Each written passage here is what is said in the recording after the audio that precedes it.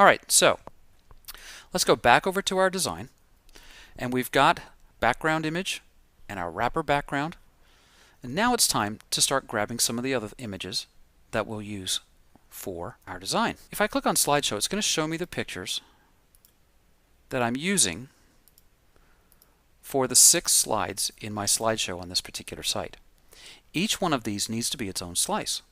So let me just quickly turn those off again.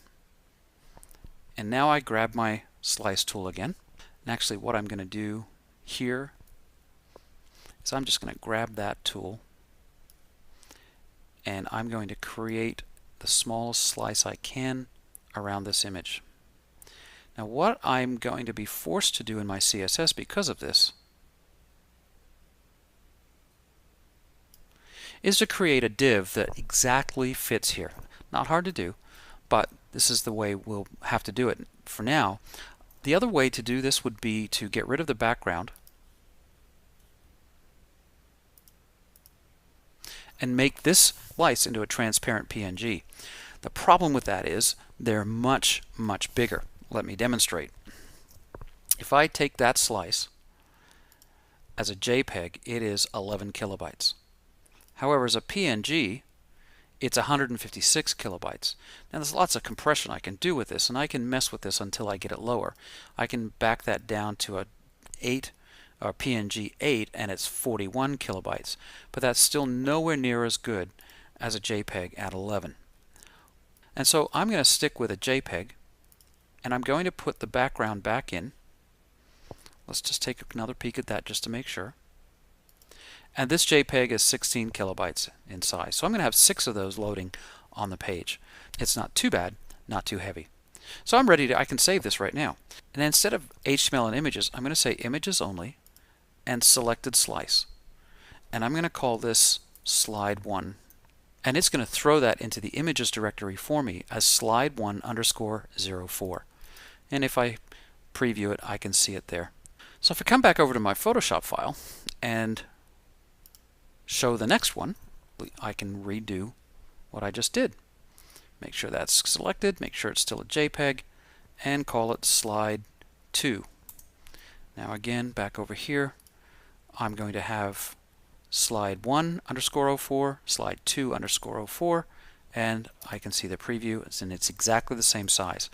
The beauty of doing it this way is my images will always be exactly the same size. So my CSS can be very precise.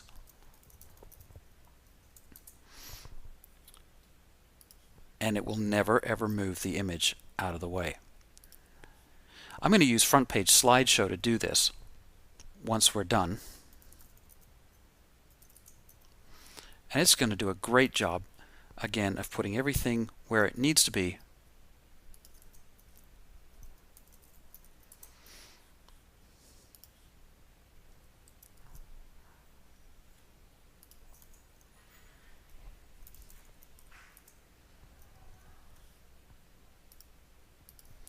So we've got our 6 images ready for our slideshow. So let's go ahead and hide that again. The next step is to grab our text images. Now we could do this in one large image if we wanted to, and it wouldn't be very big. Let's just take a quick peek at that. If I come across here and create a slice that's exactly that large, double click, it's 365 by 192. If I press that, it's going to be about a 4 kilobyte JPEG or a 14 kilobyte PNG. Now this isn't bad because I can use a transparent PNG to go across each one to create the links that I want for the rollovers. I want to keep my design pretty simple and my layout pretty simple. I'm going to create these in 3 slices. So the rollovers will be very precise.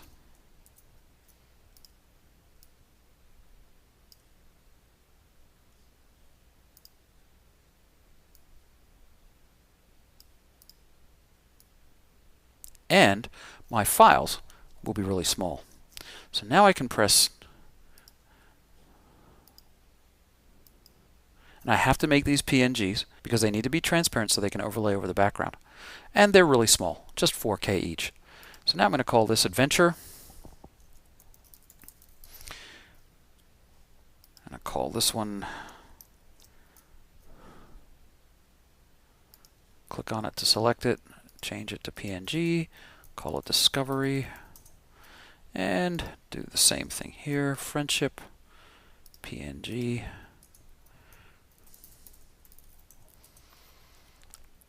And Photoshop is going to append the slice number to each one of these.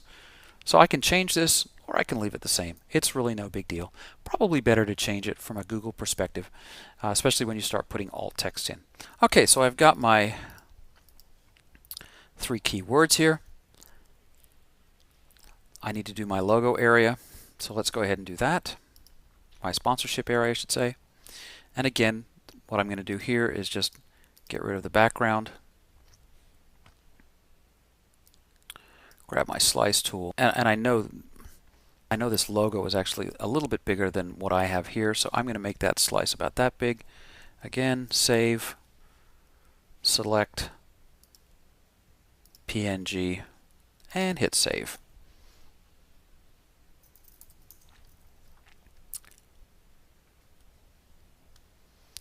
So that's all there is to it for this part of the design.